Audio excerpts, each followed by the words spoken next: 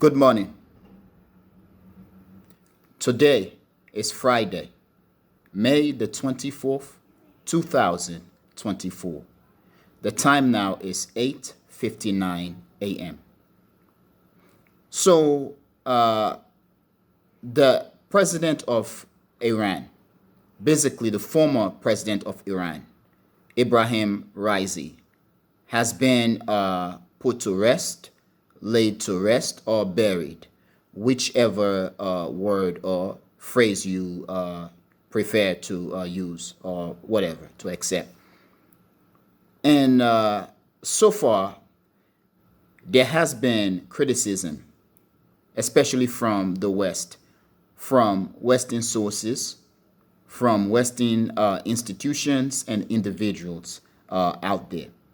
I know when the report first came out that he had died, one particular American politician, okay, the senator from Florida, Rick Scott, basically sent lots of jubilating messages, okay, on Twitter or whatever social media platform he used, basically celebrating, okay, the death of the president of Iran, Ebrahim Raisi.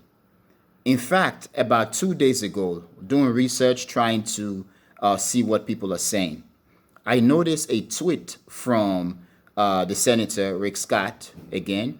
Basically, it was a criticism of the U.S. government, criticizing the White House. And the statement basically that he sent was that it is a shameful thing that the United States sends condolences to terrorists. Basically, what he did in that text, he was calling the now former president of Iran, Ebrahim Raisi, a terrorist, and basically condemning his own government, the United States government, with the statement, quote unquote, that the US government was sending a condolences to a terrorist.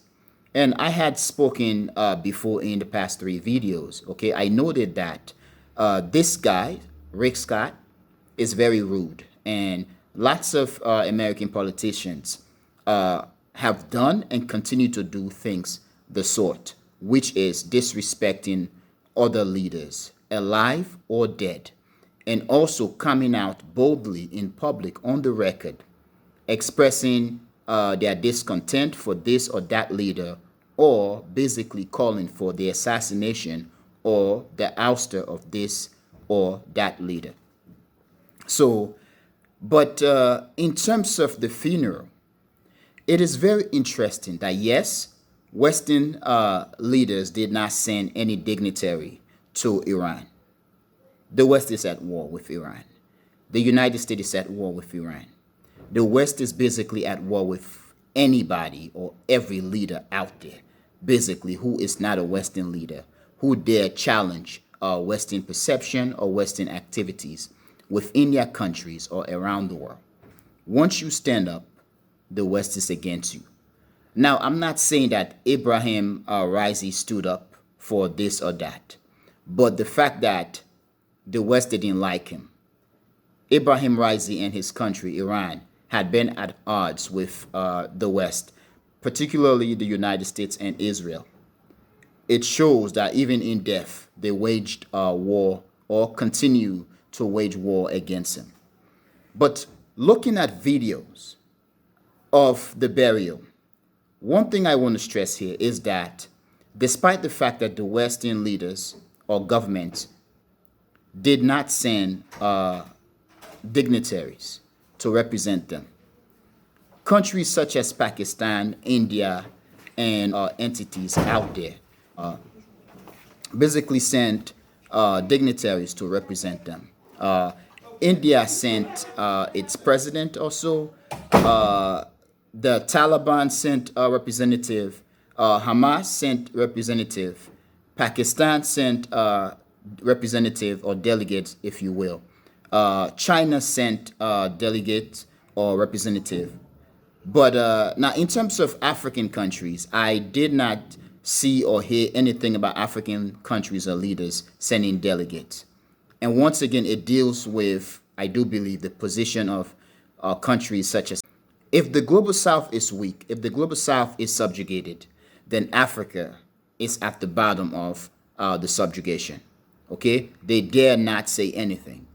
Whether we are talking about something that benefits them, the African leaders, or their countries, or let's say their countries, they dare not say anything because the West is going to crucify them physically, emotionally, mentally, financially, psychologically. And psychological warfare is one thing that Western countries, and in this case, the United States and Europe, has been waging on Africa and African countries and leaders. But looking at videos from the funerals, in addition to foreign dignitaries attending, the turnout, okay, the turnout of, or the turnout by Iranians, the turnout was very much a strong turnout. Lots of people showed up.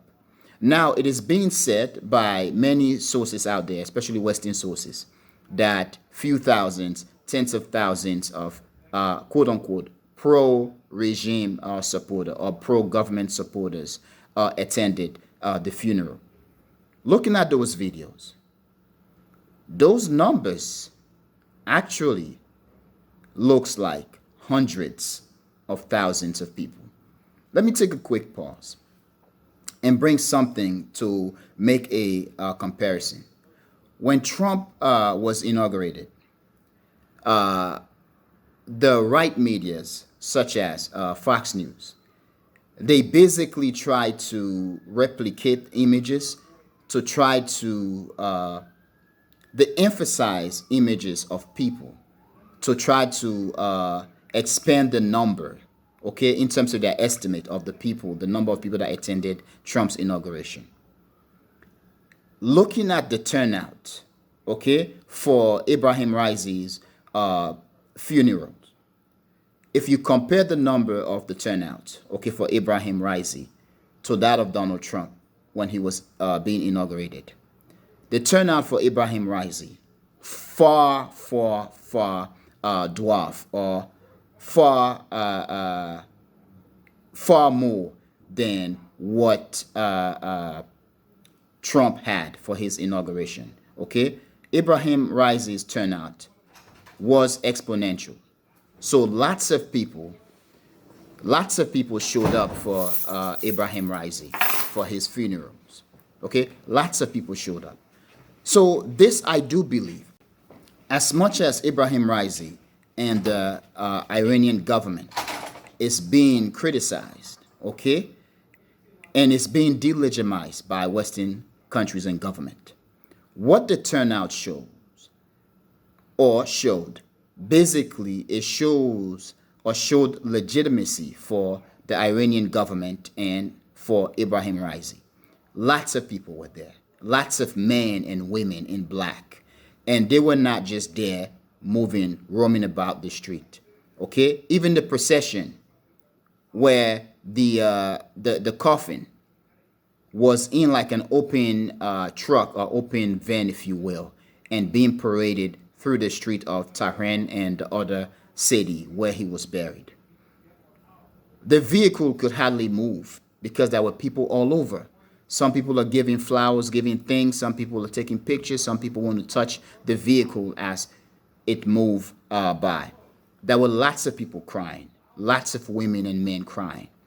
My thing here is, if what happened to Ebrahim Raisi was an assassination, then whoever carried out the assassination, whether Israel or the United States or some Western entity, whether it was domestic or not, this, I think, is a backfire against them. I think it basically eternalized and memorialized Ebrahim Raisi. I think it makes him and the government of Iran looks good.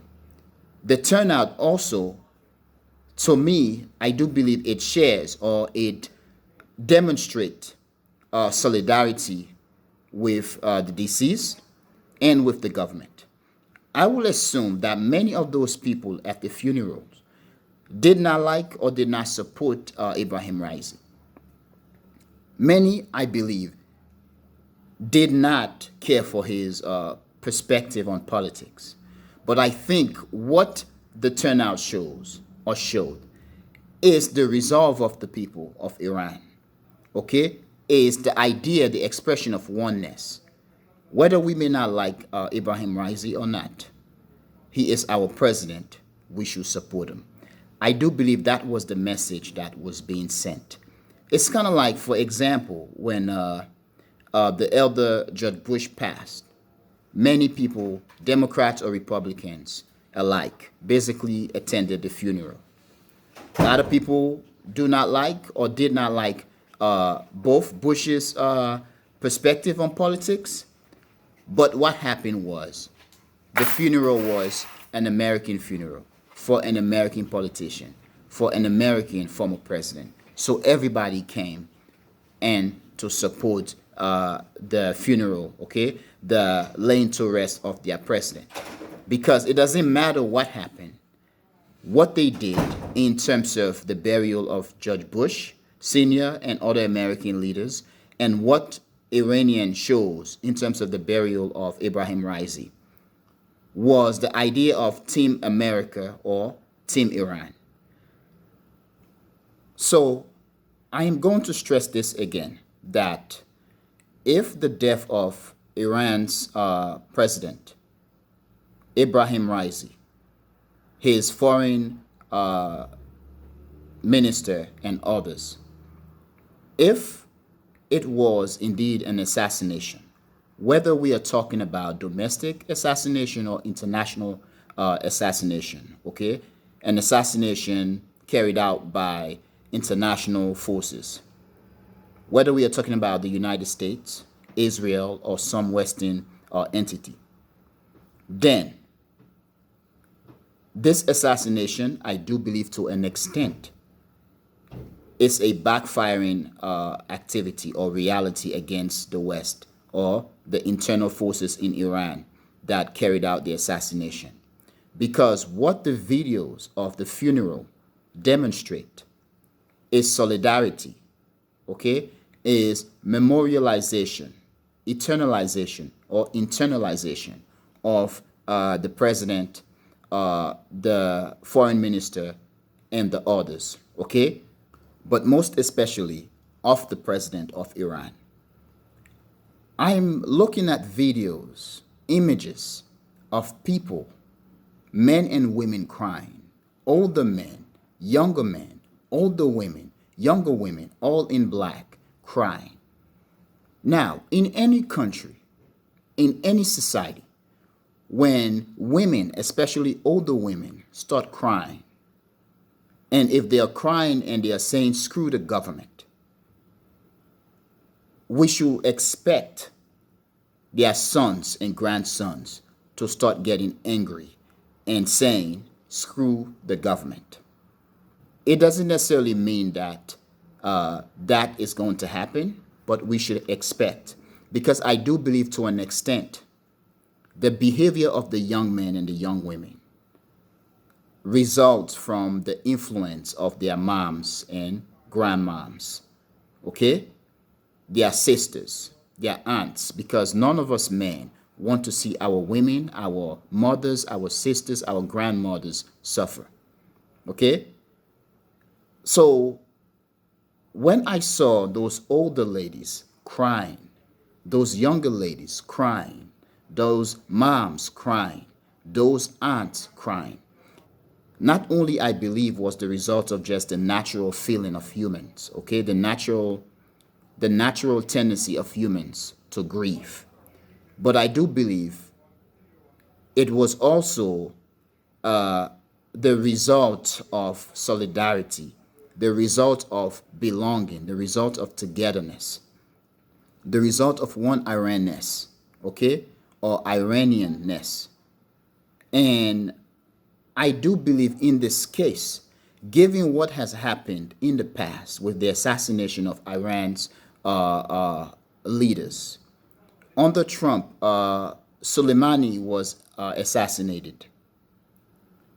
Just 2 months ago, within 2 months time span, Israel attacked Iran's embassy complex in Damascus, Syria, killing many people, including about three top generals or officials in the Iranian military, or the IRCG, the Revolutionary Guard Force. That being the case, the fact that Iran is still grieving that assassination, the fact that Israel carried out such assassination and Iran retaliated as a means to send a message. They are grieving and they sent a message. Still grieving. And now, even though with the current grieving, the current grief, there is a narrative that Israel carried out an assassination, an attack on Iran's embassy complex, and assassinating its top general. And then with this, the death of Ebrahim Raisi, that is also, I do believe, creating a momentum in the spread, or interest in conspiracy theory or theorists out there that the president of Iran, or former president of Iran, Ebrahim Raisi, his death was an assassination. So the whole idea, given what has been happening to Iran in terms of the assassination of their leaders, given what happened with Trump assassinating Soleimani, given what happened with the attack on Iran's embassy complex, and the assassination of Iran's top general, or three top officials in the Iranian Revolutionary Guard. Given all that, I do see the reason why in Iran and outside Iran, why many people will continue to gain interest or to spread the idea, the notion that the death of Iran's president, Ebrahim Raisi, was an assassination. And this idea of it being an assassination, I do believe, is also leading to solidarity in Iran. So once again, given all that, it does make sense. I do believe that given all these assassinations, these attacks on Iran, it leads people within Iran to begin to sympathize with their country, with their government, with their president, or with Ayatollah Khamenei, even if they were critical of their government, their president, or the political figures in their country. Because what they would begin to see or think is that their country, Iran, is under attack by external forces, of which Israel and the United States oftentimes will be centered, will take the center stage as the attackers of Iran. So with this, it strengthens the resolve of those who might have been critical of the government, of their president, to begin to see it as an attack on their country. I want to draw a similarity of that to what happened in Ukraine. When Russia invaded Ukraine, first of all, Russia did not go hard, even though they or extended themselves, and then they retreated. I do believe what Russia wanted to do was to scare Ukraine into capitulating, and then the matter is resolved. But then you have the West begin to fund Ukraine, begin to be critical, and many begin to speak radicalism, whether we are talking about the call for Vladimir Putin's head or the destruction of Russian economy, turning the Russian ruble to rubble, or ousting Putin, or whatever things they were spreading. Then you have Ukraine begin to make progress. And then you have all these attacks, Ukrainian attacks into Russian territory, deep into Russia. Recently, we had the Crocus attack. With that, even those people who would have been or who could have been critical of Putin, Vladimir Putin, I do believe begin to see it as, look, Russia is under attack. I may not like Putin, but I'm a Russian. It is my country. Putin is not Russia. He is only the highest representative, okay, the highest figure or symbol of Russia, okay? In addition, okay, or let's say many levels below the flags and all that sort of things. So when you attack into Russia, you attacking me as a Russian. So I do believe that sentiment, okay, was spread within the Russian people. And then, what about those who would have been critical of Russia and continue to do so? They risk being seen as traitors, okay, to Mother Russia. So I do believe that's what it is. Not only Russia is being attacked, but the West is stressing to destroy Russia. I do believe as Russian citizens, many begin to backtrack. And you begin to see support for Vladimir Putin. And I am sure this is what's happening in Iran. You assassinate the president of Iran, or let's say this was a technical failure, but it is being seen in Iran as an assassination. So as a result, many are much more radical in terms of their criticism of the West, external forces that they deem as their enemy, and begin to regroup as Iranian, okay, forming or spreading the notion of Team Iran. So this is it. Please tell me what you think, okay? But most especially, tell me what I said wrong, what I missed, what I could have said, what could make my position or my perspective much sound. But most importantly, thank you very much for watching The Echoing Voice. Peace.